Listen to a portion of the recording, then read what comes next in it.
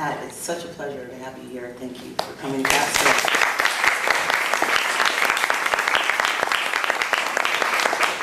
How much was your rent then? Because rents were cheap then.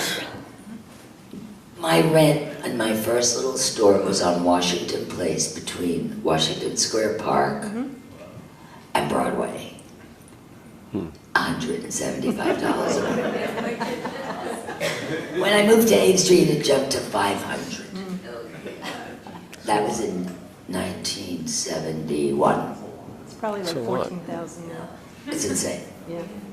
Yeah, it's hard to make money in fashion because there are a lot of, and one of the things are, the expenses that to be creative and to have, a presentation, whether you're a designer or you have a shop, and you encounter, rents and so on. The margins aren't there. Increasingly, it gets more difficult these days. Actually, Laura, who owns Screaming Mimi's, came last night. Oh. She had to go back because her best season is Halloween, and she had to go back and unpack boxes, she told me. But she recently moved from Lafayette Street over to 14th Street West because the rent was like ridiculous, and there's no point. You can't, by the time you pay all your expenses, including your staff and your insurance and whatever, it gets really hard, particularly fashion. That's why I guess you have all these like box stores, excuse me. So you mentioned that you left one of your early jobs because you didn't like the way the boss was operating. Yeah. What would you say, what makes a good boss? You've been a boss for decades. Yeah. I think what makes a good boss is what makes a lot of things. I think honesty is one.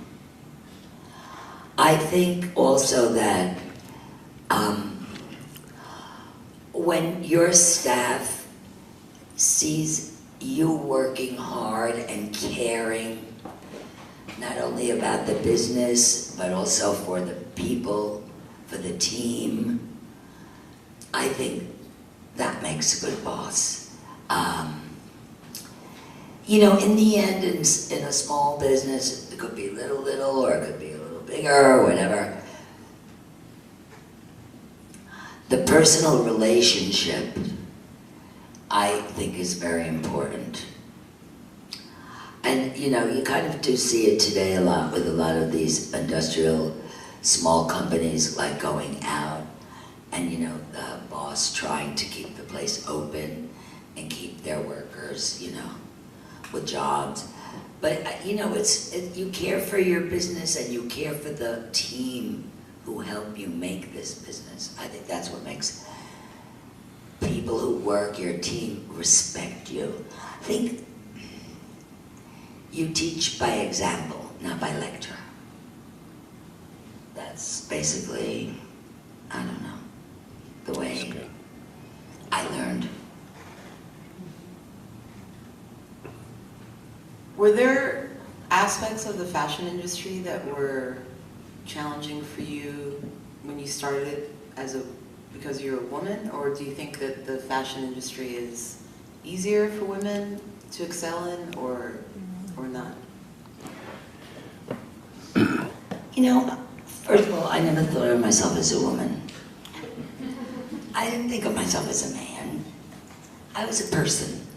I didn't ever get that. I wasn't in that world because I'm a child. My mom was ahead of her time. She had her own business.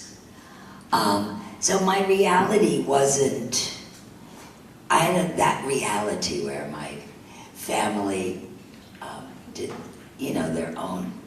I mean, mainly it was my uncles, but, but my mom was kind of ahead of her time, and so I grew up in that atmosphere. And I never really, considered myself a woman or, I wasn't into women's rights. I wasn't against it, but I didn't give my energy to it. I just did my thing, and that's why I say, I think people learn by example. If you do your thing, as a woman, as a man, whatever, but if you do your thing and you provide an example, I think people learn from example. So, and in my opinion, all industries favor the men. It's historical. Fashion industry, movie industry, techno, it's the deal. But, you know, you have to be a little smarter. And you have to love what you do, again. If you love what you do, you're going to do it better than the next guy. And that's going to show up. So that, yeah, I don't think that you segregate it by different industries. I mean, you know, maybe construction industry or something that requires a physical strength, but I don't go there. I don't see a man or a woman. I just, you know, I'm not, sometimes men are a little bit put off by me. I found that particularly in the film and TV world. I don't know why, because all I want to do is make things look gorgeous.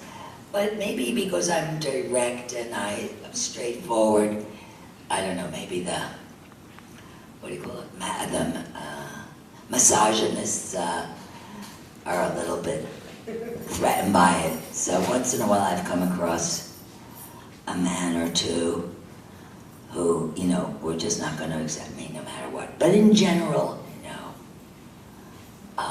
and that's really good because it shows that both men and women are on an equal playing field, whatever it is. Once in a while you get a little weirdo come along, but. So, how do you deal with those people, the weirdos?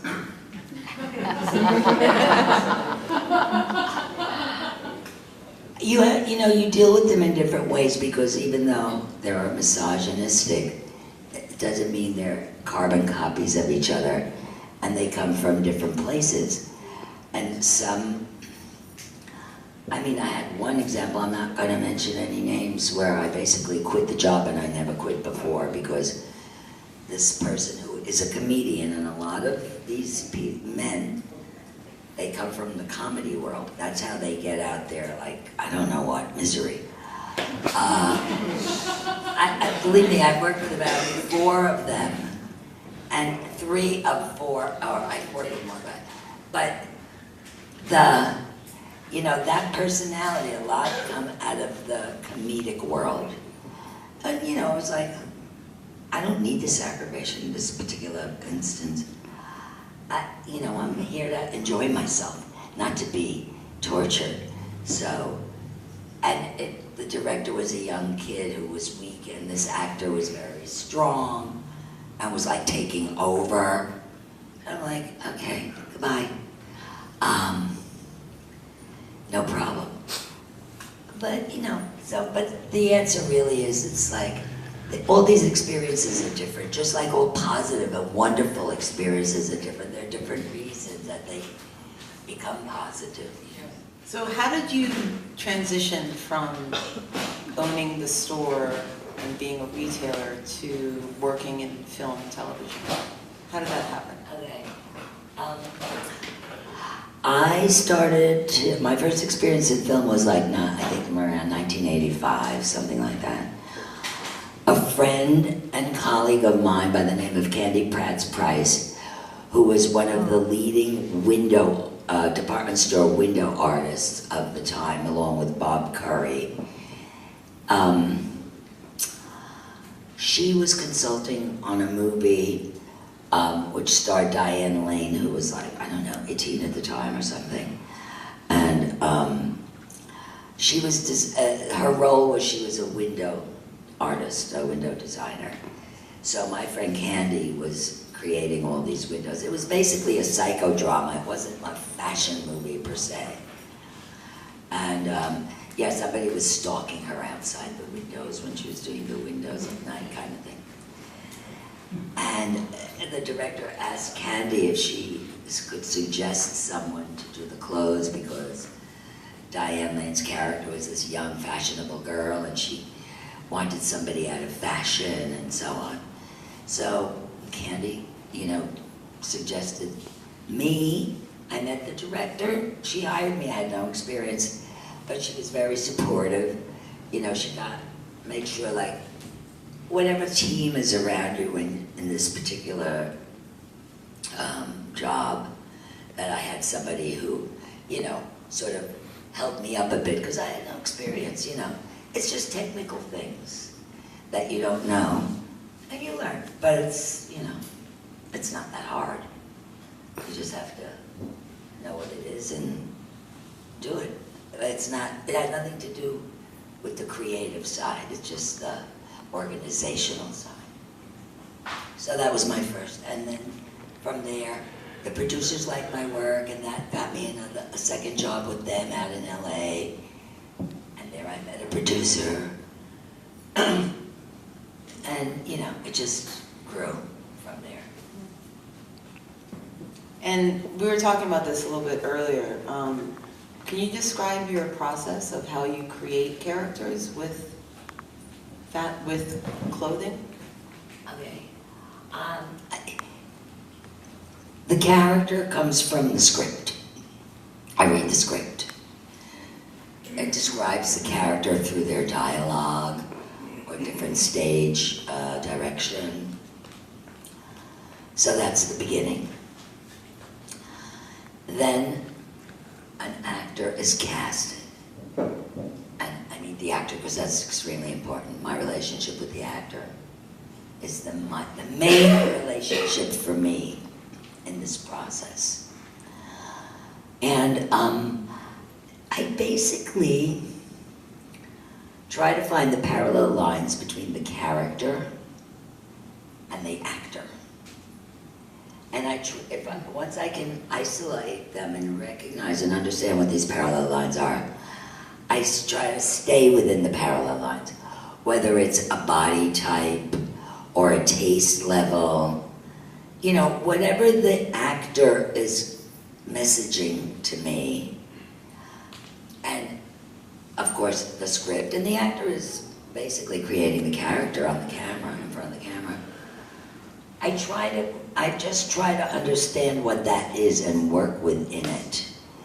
Because for me it's very important that an actor feels comfortable to create that camera. After all, the character, after all, she's in front or he's in front of the camera, and they can't be distracted by, oh, this isn't me, or this doesn't fit me, or I can't move around in this, or whatever. So my job is a support job for me, for the actor.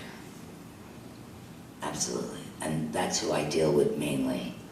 I jump around to the producer, the director, but I'm closest with the actor. Do you think that style can be learned, or do you think it's innate? I don't think that they've discovered a gene for style. I don't think it's on the DNA.